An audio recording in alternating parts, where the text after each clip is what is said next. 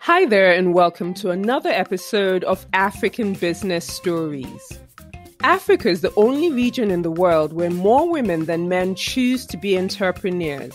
What this says to me is that the story of business in Africa is the story of the African businesswoman. So we're on a journey of discovery to find these women and tell their stories. On the show, we will hear from female innovators and entrepreneurs building and running businesses in Africa. They will share the highs and lows of their entrepreneurial journey and lessons learned along the way.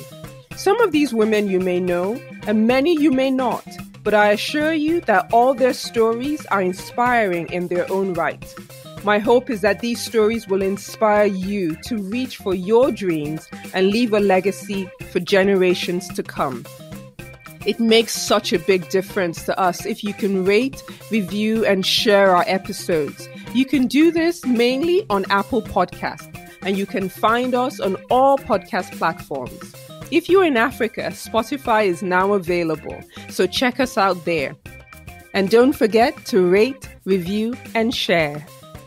On the show today, I chat with Ifoma Uddoh, the founder and CEO of SheCluded, a fintech credit company in Nigeria. We talk about an early childhood tragedy that shaped the person she is today. We trace her career trajectory from PwC into the Nigeria fintech ecosystem and how she landed on the idea of SheCluded, a company focused on improving the influence and finance strength of female entrepreneurs. Since it launched in 2019, SheCluded has built a community of over 200,000 women, deployed over 1 billion naira in loans, and in 2023 launched the SheCluded Hub in Lagos, Nigeria. The daughter of a teacher, she doesn't miss the opportunity to share lessons and insights from every experience or story. Let's get into it. Welcome to African Business Stories. Thank you for having me, Kigo. Nice to be here. Thank you. I feel like this conversation is long overdue. So I'm glad that we could make time to finally sit down, and talk about your business journey. So thank you again. I believe that a lot of things that impact how we show up in the world flows from the experiences we've had. And I know that for you, you lost your dad early. I wonder what that experience, I don't know how young you were when he passed and how that shaped growing up for you. So I was 9 years when my dad died. And apart from that, so my dad grew up in a home where it was 5 boys. So he never had a sister. So when I was born, my mom was like, gosh, she was like, this is the best thing in his life. So I want you to know that I was daddy's girl. I knew that my daddy could die for me. And I was the princess. And I think that's the way I grew up. And waking up one day, my dad traveled. And whenever my dad travels, he comes back in the night, he wakes me up. So it's like, we have, as in me and my dad were lovers. So one time he traveled and he never came back. And my mom was 27 and we're 4 kids. I remember coming back from school that day and I saw my uncle in my house with my mom behind. And then my uncle told me this story about my dad going to heaven. At first, I was just sad, but I thought that I don't know what I thought. I thought that everything would change back, but it just didn't. And I think that whole experience taught me that the only person that will be with you to the end of your life is yourself. Experience, I should take myself seriously. And that's what I went on to do with myself.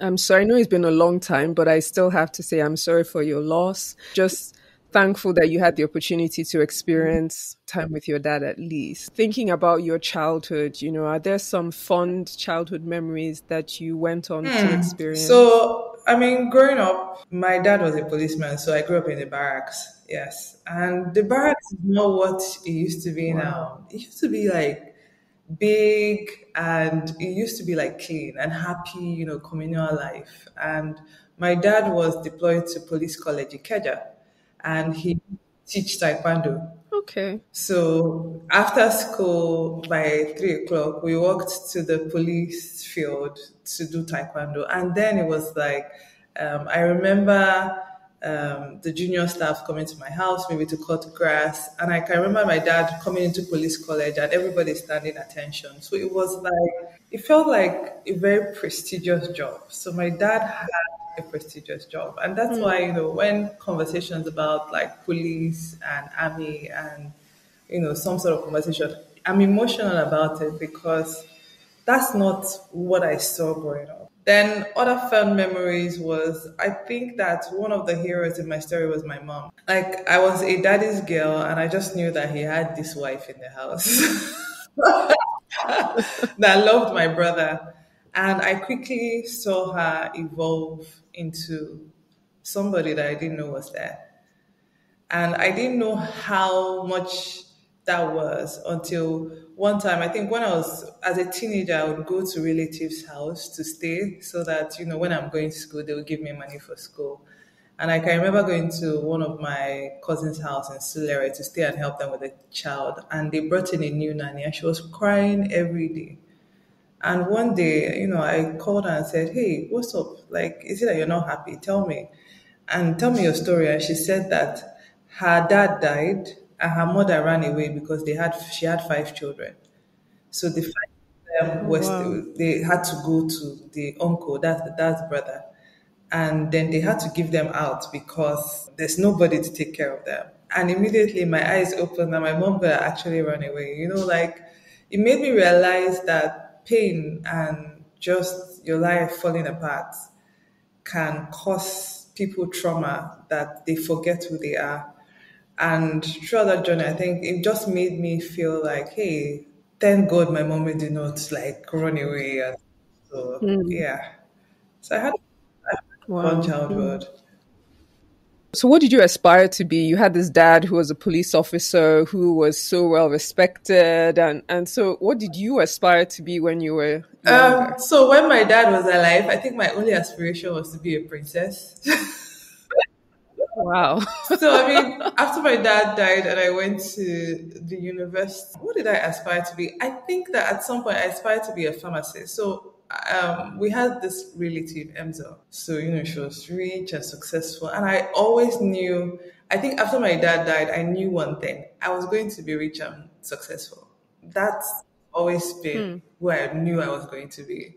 How? I didn't know how. So I wanted to be her and become another big pharmacist. But something happened. One day, one of my mom's friend came. Wrote the first jam, but I didn't get it. And the second jam, I was about to fill the form, and one of my mom's friend came visiting, and he was asking, "What are you doing? What is your plan?" And I said, I wanted to study computer science. I wanted to study pharmacy, sorry. And he said, "What about computer science? That computer is going to be the biggest thing, blah, blah, blah." He said, talking about computers. I've never heard anything like that before. And I said, this sounds like the best place to be. And that's how I filled in computer science. Wow. So I switched immediately to computer science. And I went to for Futo, when I did my admission in Futo, what I applied for was computer science. And I got into mathematics and computer science department. So year 1, year 2, we did foundation and we did different things on computer and mathematics. And I quickly realized that by the 3rd year, we had to choose a major. I didn't have a computer. My mom could not afford a computer. And here I was writing Fortrans every day. And I just thought to myself and I said, you know what? I can't do computer science because there's no point writing a programming, and that's how I went to do mathematics. So I had a major. Wow. So even though our department is maths and computer science, my major now became industrial maths. I had a major in mathematics. So it showed me how, and that's why I'm passionate about deploying capital to things that matter for people. Because up to today, I feel like a computer will have made a big difference. Wow. So what did career look like for an industrial mathematician? Interesting. So in school, my only target was to make it to 1. So I made sure I was that bookworm, triangular student. Church school, my hostel, church school, my hostel. I was that boring. I just wanted to make good grades. I didn't know where. I think I came out at the era where we were assured that if you make a good grade, you get a good job. That was what I had when I Okay. was growing up. Get a good grade and get a good job. And so my goal at that time was just to get good grades. So when I finished, I came out and I came back to Lagos because I schooled in Futo, OR. But my parents and we grew up in Lagos. So when I finished, I came back to Lagos and I know everybody was thinking about relaxing and I was thinking, hey, I need to get a job. I'd been working since my second year. I worked at EcoBank. I remember my first job was 8,000 naira. I was so, and I Wow. came back and I remember, so we used to have water issues and I bought this black butter for us to store water in the kitchen. And I felt proud, so proud of myself that I'm finally contributing to the family. So that sort of like built my resilience. Then my fourth year, I worked in Diamond Bank. Having superiors at that time, I mean, not like this, how the way it is now. Having superior at that time that can say, "Hey, sit right. Oh, tuck in your shirt. Oh, go and buy food for me." Taught me so many things that I fear that maybe these generations might think that are not necessary, but they actually, contributed to who I was. This saying that it takes age Hmm. to raise a child is actually true. So when I finished, I Hmm. came out and I was looking for the best paying job. Sorry, if you what kind of work were you doing when you were working, well, like Diamond Bank, for example? What kind of work were you doing? And I'm assuming that was part time because you were studying Yes, it full was time. internship. So second year we had 3 months internship, Okay. and fourth year we had 6 months Okay. internship. So for my internship as second year, I was in Diamond Echo Bank. Then by my fourth year, I was in Diamond Bank. So for the first one, I was the teller. So deposit money. I can remember my first mistake on the job. I somebody came for a bank draft, and I undercharged them.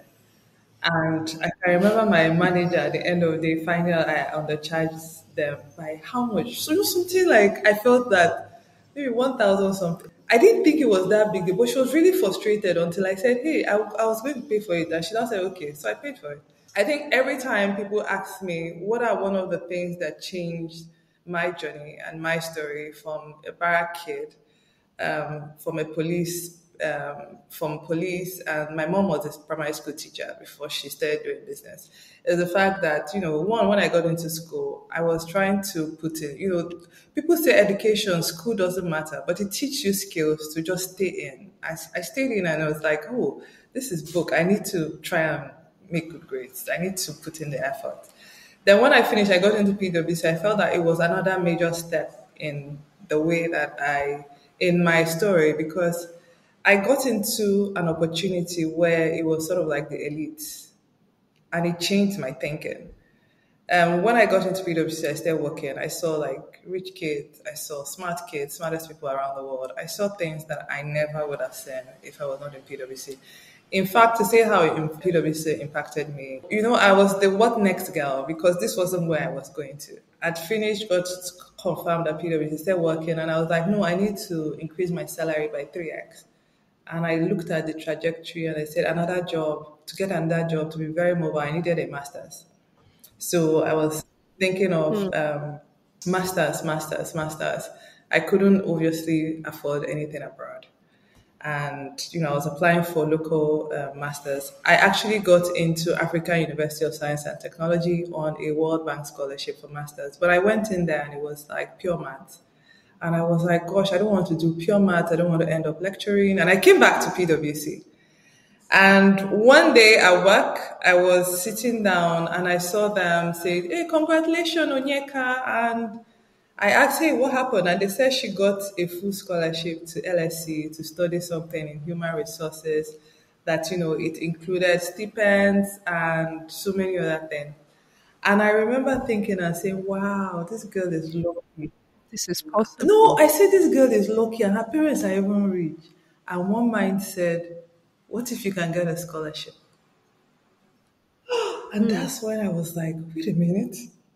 I thought it was for special people. And something said, I mean, you can as well just try. You never can tell.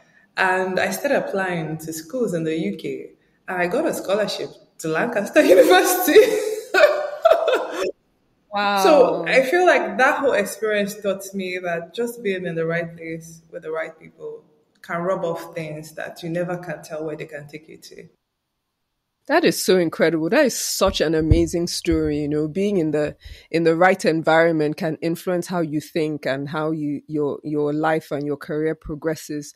So you finish your masters, you come back to Nigeria. Do you go back to PwC or do you find that I previous wanted to job? go back to PwC. Then my friend in PwC said, "Hey, there's this thing called tech startups, and there's one that's looking for people, smart people to join, and blah blah blah." And I talked to Jason, and I felt that if I go back to PwC, I know the road that I was going to end up in. But this thing sounds exciting, and Jason's energy was contagious. He felt like he was building the next, whatever it is, this. And I said, this sounds good. And also, I mean, I'd learned analytics, I'd finished my master's, and I just felt like I wanted somewhere to demonstrate what I've, like just to see that mathematics is actually applied to things, real life things. So I said, you know what? And I went to join Jason in Iroquois, and that was how I stumbled into the tech sector. Another lesson I learned from that was she recommended me for that job because I worked with her in PwC. And when I was working with her, I was, even though she was more senior, I showed up and I tried to show up well. So your peers are your first, sponsors and stuff. People forgetting Right. that. And that was very key for me. And in Iroquois, it made me fall in love with building. I was, seeing the whole, we're trying to build a website, we're trying to create something. I just liked it. I learned so much from that whole experience of trying to create something new. And it made me feel like, you know what, I think I like startups. I think that was Hmm. where I like, because you see, people work in big companies and sometimes they don't get to see the ripple effect of their daily decisions. I Right. liked the fact that I could see the daily, when I come to the website and then it was movies. I could look at the data and say, all the movies on the homepage, this is receiving the less click. What's the problem? I think there's a problem with this movie. And we click it and maybe there's no sound. As in, I saw how so many times people visit a media site and they think that it's just a fancy page. But actually, there's a lot of analytics that goes into what should be there, what shouldn't be there. I mean, just knowing that, hey, if you want to make $100,000, where to place your marketing ads, just knowing that customers have retention. Nigerian movies have a retention curve at some point, so you need to be able to do it. Just knowing like when to put SS, when not to put SS, and being able to use data to show that decision was, for me, it was Hmm. pretty exciting. So How long were you I at was there Iroko? for a year and a few months before I got Okay. my next job. So someone I worked with in PwC said, "Hey, there's this guy Femi Akinde. He is starting a company in Nigeria, and he's looking for somebody to run the Nigerian operations. And I wanted to know if you were interested in it." And I said, "Okay, let's have a chat." And I remember chatting with Femi and feeling like, this sounds like another opportunity to build something. And Right. that was it for me. That was the attraction for me. I went to Femi and we started trying to build Slim Trader, and it was fun. It was also a lot of learning, a lot of disappointments. So when people think about entrepreneurship and why they give up, I feel that the journey with my other experiences taught me that this is a very high and low kind of experience. It's like I felt like I was given the opportunity to see people that people, how sometimes you see people in front of the papers and you're like, man, this guy is it. He really Right. $10 million and $50 million. He's building this, he's speaking in panels. I sat down closely with them and I saw that they were human. Maybe right before that press release, the site went off. Or right before this. So I was there serving them and I could see and I felt that when I started my journey and when I started working with women, I noticed that that was a very vital set of information and that was a privilege for me because I Hmm. saw that The game is imperfection. You're building in Hmm. Nigeria with all the challenges. Knowing, I feel like one of the things that women entrepreneurs struggle is like, I mean, all their life they've told them that people like perfect women and everything has to be perfect. That's why they like ironing their clothes, tying their gele very well, making their makeup, everything. But doing business in Nigeria is dirty, it's imperfect. Far from perfect. And sitting down and seeing these people and helping them, and making sure that I do my own role to make sure that everything works was, I think it was a privilege for me, just being able to be there. And it was something that I realized when I started SheCluded was a learning point. You know how like sometimes I feel like, oh, I should say thank you to my all my former bosses, and I hope that they know that when Hmm. our success story is being mentioned, they should say yes. That's part of what I did. Wow. So I know that before where I'm itching to get into the whole secluded story, but just one more experience from your past I think is relevant to touch on just to add more color to your story because you have quite an interesting background. You then went at some point to be COO of a seed funding company. Yes. Sasue, I think did I get it right? Sasue. Well, so I mean, after spending, I think over 3 years with Femi, I went on maternity leave and I came back. And obviously, because I mean, you can imagine being in a company for over 3 years, having not gone anywhere. I was the it man. And I remember coming back from maternity leave, and the people on that have been promoted. And I remember having that conversation with my boss. I said, "See, Ifoma, you were away for like 6 months. We had to do something." And he was right. That was the right thing to do at the time because I'm the kind of person that what has to be done has to be done. The company has to move on. And I feel like when I came back, I just felt like it was time for me to look for another adventure. And I saw an ad for a seed funding company looking for a COO, and I went for the interview. I remember going for the interview the first time, and I was like, I don't think I want to work here." The second time, the guy called me and said, "Hey, come for the interview," and I said, "No, I'm not interested. That's not what I want to work." And it also showed me the importance of having a good HR person. The guy really persuaded me and said, "You should come for this interview. Even if you don't want the job, just come. Our boss, our CEO wants to meet you, blah, blah, blah." And I came for the interview and I met Collins Honorable and we had a chat. And I felt like, oh, this guy is grounded. And I felt like I wanted, I'd played in the game, in the startup game, the whole BS startups, I've done it. And this felt like an opportunity to be on the other side. And I Hmm. wanted to see what it was like. So I said, you know what?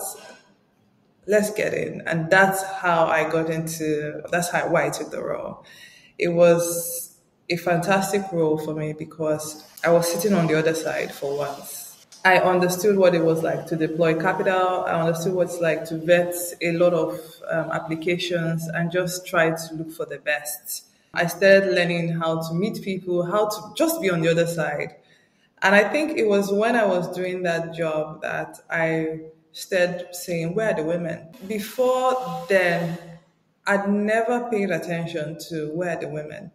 But I remember Hmm. the first day I came for the meeting, and they had this big table, executive table, and I noticed that I was the only female on that table. And I was like, wait, okay, this is weird.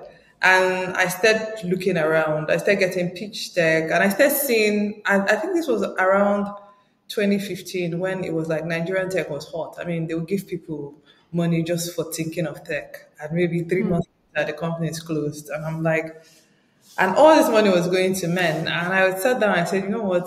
I want some of this money to go to women too. And I quickly realized that genuinely there were no women. You know how it's like you get women and she's not qualified. No, we did not get. Yeah. First woman that I met in 2015 was Dami Shotlas. She has gone on to raise $4 million. But I can remember then seeing her and her coming to speak to us, and I was thinking, oh, wow, this girl is bold. And I want to know that at that time, I'd never, how it has never flashed my mind to be an entrepreneur. So when did you start thinking seriously that you wanted to do this? Because here you are at a job, you are the one deploying capital, you see this gap, where the women, where the women. And then how did this idea of starting a business, take root? So I mean, I was one of those women that they say have lose cash in their account. So one day I remember sitting down with my seatmate, that was the manager in the manager's corner, and he said, "Hey, you have all this money in your account?" And I said, "Yes." And I said, "Okay, why don't you invest it?" And I said, "Oh, what's that?" And he sent me this Stanbic investment. And I said, "Okay." I tried to put money in there. And the next day he came and said, "Hey, I have a problem. Can you lend me money?" And I did. And he paid. And after a while in the office, it's like when people had issues, they said, "Hey, lend me money, I'll pay you on payday." And we started doing that. I realized that I was happy that it solved their problem at the time. Maybe someone will say, "My mother, this, I had an impromptu burial and stuff." I just liked it. They would give me and they would say, "Thank you so much. Ah, man, this thing." And I liked it. And I was pregnant around that time with my third baby. And for me, I quickly started realizing that with each pregnancy, I felt like I got less confident. I used to be like that girl that worked 24 hours. If you had me on your team, it's like, I need to deliver. Like, how people say they get their, I get fulfillment from being valuable. So I was that person I was. If I was in your team, I had to show up. And I noticed that with each child, it felt like, gosh, I was juggling so many balls and I couldn't think about it. And it hit me. So you know how moving from a mindset that women were absent because they were just not putting in the work. And by my third child, I realized that women were absent because they were juggling so many balls and they couldn't cope. I felt sorry for taking their absence as not being like they were not determined. It made me feel like, I don't know, it just made me feel bad. And then I saw and I experienced firsthand what I felt that an average woman would have experienced. I was pregnant for my third child. I had two babies. A lot was going on in my life. I had to show up at work and look normal. And for me, it just felt like, wow, this is what women go through. And knowing that many of them will never get funding just felt like, gosh, I need to change this. And I started doing a lot of research on saying that, women, where are the funding for women? What's happening in that? And I noticed that it was the same thing with other financial services like credit, like insurance, like women were just not using it. And for me, it didn't make sense because I come from a mathematics background. If the population of Africa and Nigeria is 50%, approximately 50% men and 50% women, and 95% of the startups fail, it means that scientifically we have no sufficient data to prove that the other half of the population is incapable of making change. Do you understand what I mean? Like from a Yeah. pure scientific point of view, that was my driver. I just felt like nobody has tested these demographics to see what can they do. And I was brooding over it. And I remember at the time when I felt like, hey, I think I was brooding over it so much. And I was thinking at my job, things were evolving. The company was evolving because by that time, the invest in tech bubble and so many companies closing was coming down. So everybody's eyes was clearing and everybody was like, okay, maybe we need to be more cautious with tech.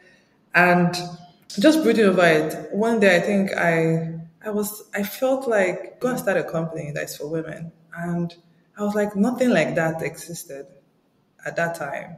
This was What year were we in? 2018. Okay. I said, first of all, start a company. Like, seriously, of all the people to start a company. I mean, it felt like the biggest joke, I'd never seen myself. I'd seen myself sitting down at a table, World Bank, IFC, signing big policies. But how seeing myself as a CEO, no, that hasn't crossed my mind. That's like for crazy people. So, but the urge kept coming. I can remember the first person I told that, hey, I wanted to go and start a finance company that's just focused on women. And the person said, how can you do that? That's not profitable. That doesn't make sense. And I said, yeah, this guy is right. How can you start a business and you cut out 50% of the population? Well, every time I went to my quiet place to say, what kind of business, what do I want to do next? It's go and start a company. for women. And after a while, I just said, you know what? I was getting older to notice that I don't think that I have time. You know how when you start getting old, I think at that time I was over 30 and I realized that, wait a minute, the currency is actually time, not money. So I said, you know what, I would start a company and I would try it out. And if it doesn't work out, I'll go and get a job. And that's how I started SheCluded. You know, Wow. I remember the few people I pitched at the time to say, hey, I wanted to do SheCluded. It sounded very weird to them. And I thought about, you know what, how do I start this? And I said I needed to show that my point of view works. Like a female focused financial services can actually move the needle in terms of funding or access to finance for women. And I remember going to withdraw all my investments and all my Wow. savings and saying that I want to put it as the capital to be able to deploy.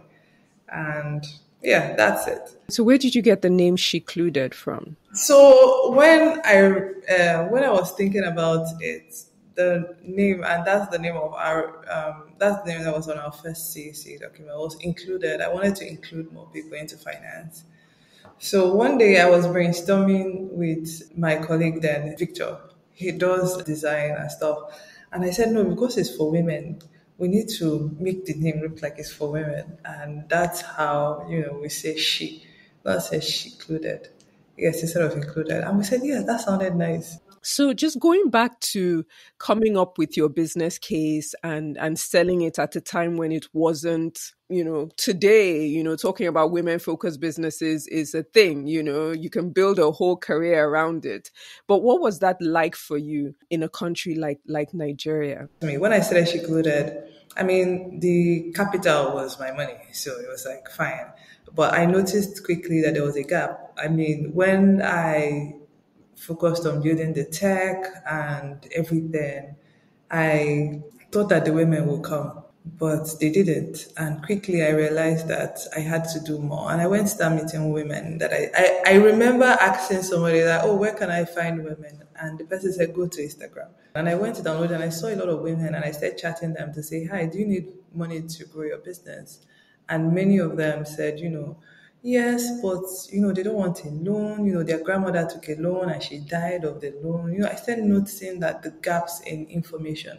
I quickly noticed that the worldview for women and the worldview that I was used to based on my work experience and based on the tables I sat were very different. And that's why some of the interventions made for women, especially women entrepreneurs in Africa, will fail.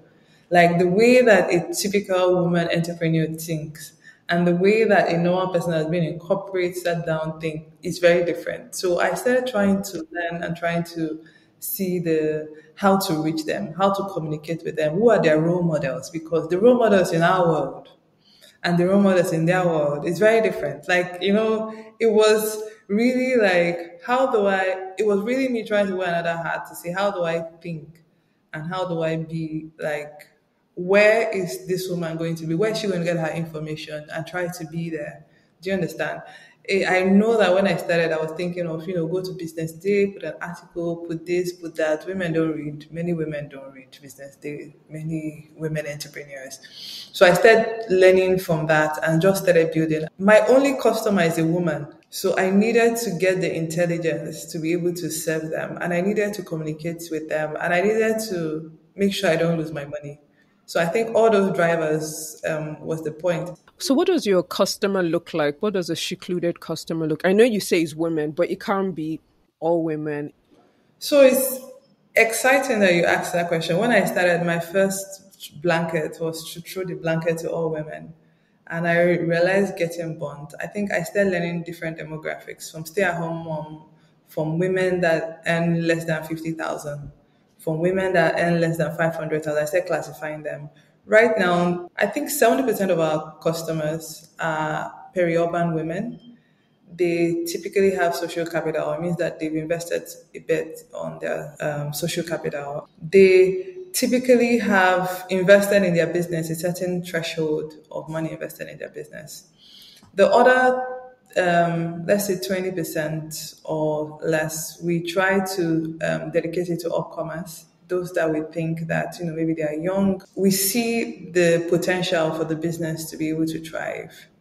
I mean, sometimes at different seasons, depending on different partnerships that we've been able to do, we've also tweaked it sometimes. I mean, sometimes we see some of the partners that we work with on different stuff saying, oh, we want a certain type of women, and we've tried to do it. But typically, we are looking at targeting aspiring women that are looking to grow so that they can employ more people and get and more money. I think that that's it. So I know you started the business with your capital, but what has raising funds been like for you in terms of money to deploy? How have you gone ahead to increase the pool of resources you have to deploy?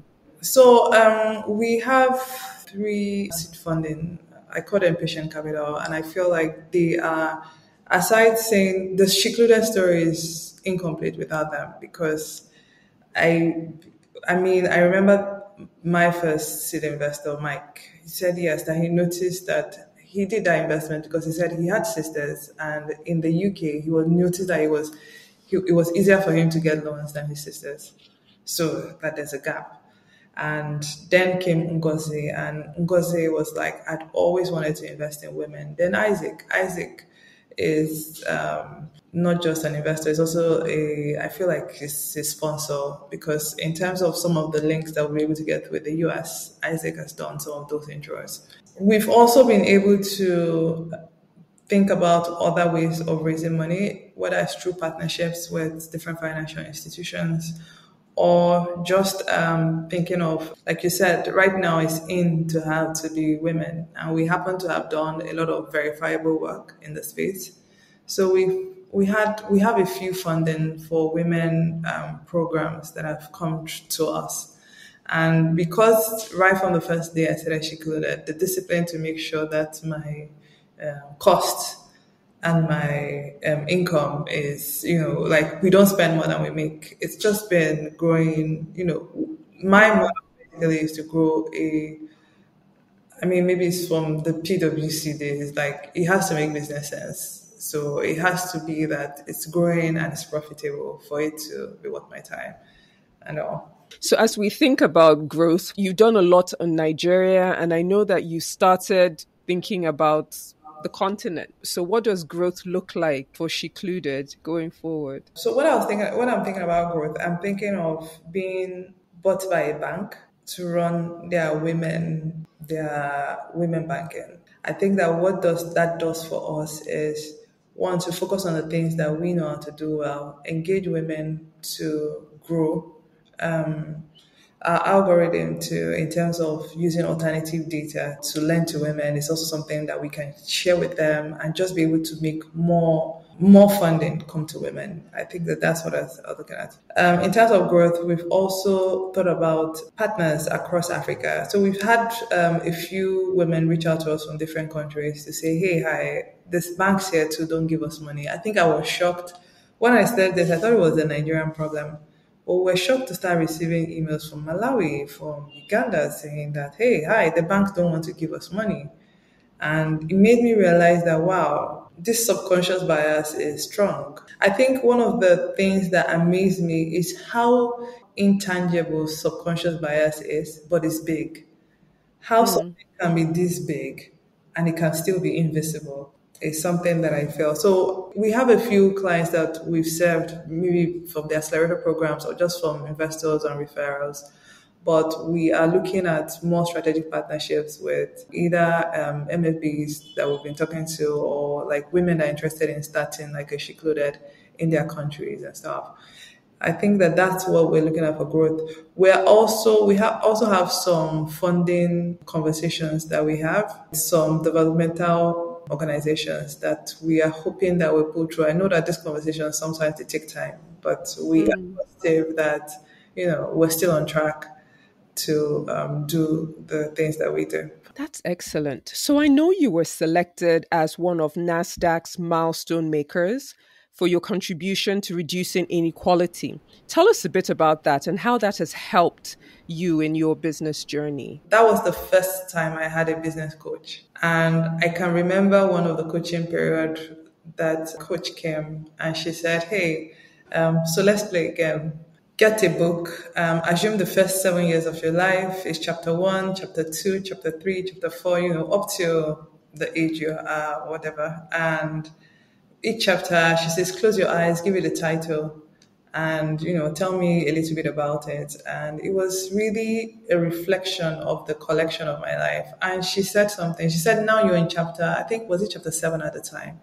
And she said, write down what's going to happen in this chapter. And for the first time, as I was writing it down, I realized that I had the privilege to write my history before it began. And that was, for me, the moment that I felt that my life began. I immediately, that was a mindset shift to know that I was writing a book, and the name of the book was Ifoma. And it has to have me in it. So I feel like after that experience, if there's anything I got from that experience, was just the impact of a business coach on telling me and giving me permission to write the book that is called Ifoma. I remember writing No Ordinary Life, and since then, it's never been. Since then, we've gotten funding. We got 350,000 euros from the Netherlands, from CFYE. I just got into a program. They've not yet announced, and it's in the US. And I felt like she changed my life. I just said, because I felt that at so many points, as women, so many definitions, so many images of who you should be, how you should act, how you should show up can be conflicting. And just her telling me that this book is called Ifoma Uddoh, you have to actually write, made me realize that, man, I am a writer and I'm going to write this book and write it a good book. In terms of wrapping up, I normally ask my guests 2 questions. One is really like a reflection. What do you think? Your business is all about impact, but if you could talk about one thing that you would say has been the most impactful, or one of the most impactful things that you've done in building this business, what would you say it is? I think one of the most impactful things through SheCluded and the work we've done, I've seen people say, hi, you made my dream come true. And that for me is all I need to make life worth it for me. So knowing that I can just show up at work sometimes, or I can just say, hey, hi, this logo, I can design something quickly for you and send it to somebody, and the person said, you changed my life, or you made my dream come true, is worth it for me. That's fantastic. And if you could give advice to other women who are building businesses in Africa, what advice would that be? Try to get access to communities, networks beyond your social, economic, and cultural class. Whether it's a US accelerator, whether it's a US fellowship, whether it's a conference, and get comfortable with not knowing what's happening in that room. In fact, the more you sit down and you're like, gosh, this is supposed to be a conference for manufacturing companies and I don't know it, you're in the right room. Just keep taking notes and stay there long enough. Trust me, to change your income. Yeah, your network is your net worth. I totally agree. Thank you so much, Ify. This has been a great conversation. Thank you. Much for having me, and do have a nice day. Thank you so much for listening. If you're not already subscribed, please do so on Apple, Spotify, or wherever you get your podcast. And don't forget to leave us a review so we know how we're doing. I'm Akego Okoye, and you have been listening to African Business Stories.